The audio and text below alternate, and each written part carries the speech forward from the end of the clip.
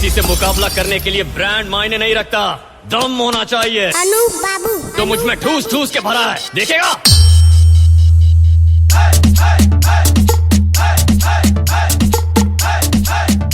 Barhalganj Barhalganj Barhalganj Barhalganj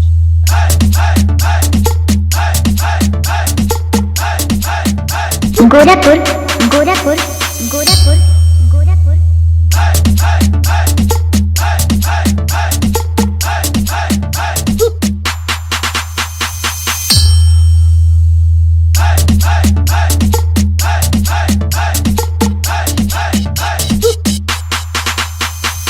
remix गाने बजाने वाला डीजे नहीं, तुम्हारी बैंड बैंड बैंड बजाने वाला डीजे हूँ। बैंड बैंड बैंड बजाने वाला डीजे हूँ। बैंड बैंड बैंड बजाने वाला डीजे हूँ।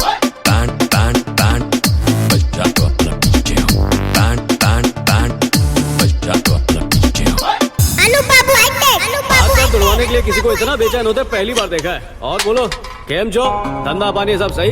ओए पहले तेरे को खर्चा पानी तो दे दे। चल भाई के पास चल। डिलीवरी बॉय तू अपनी औकात मत भूल। इस पैकेज को डिलीवर करने के लिए एक्स्ट्रा चार्जेस लगेंगे, समझा? क्या बे मरना है तुझे? ये आंधी से उसकी रफ्तार नहीं पूछते और सुनामी से उसकी लहर की ऊंचाई नहीं पूछते, चुपचाप वहाँ से खिसक लेते हैं। फिर भी अगर मन में सवाल ज्यादा फुदक रहा है तो एक डेमो देता हूँ कि तुम्हारा क्या हाल करूँगा।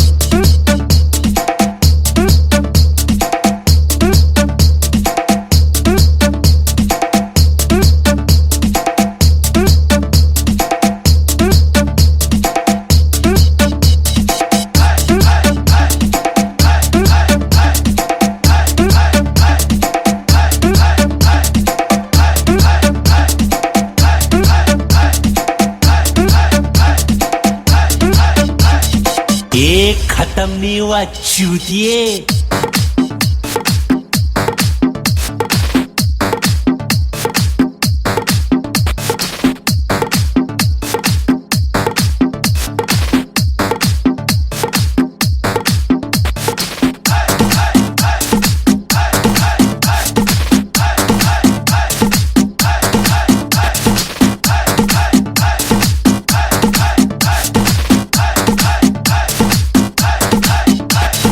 बरहालगंज बरहालगंज बरहालगंज बरहालगंज बरहालगंज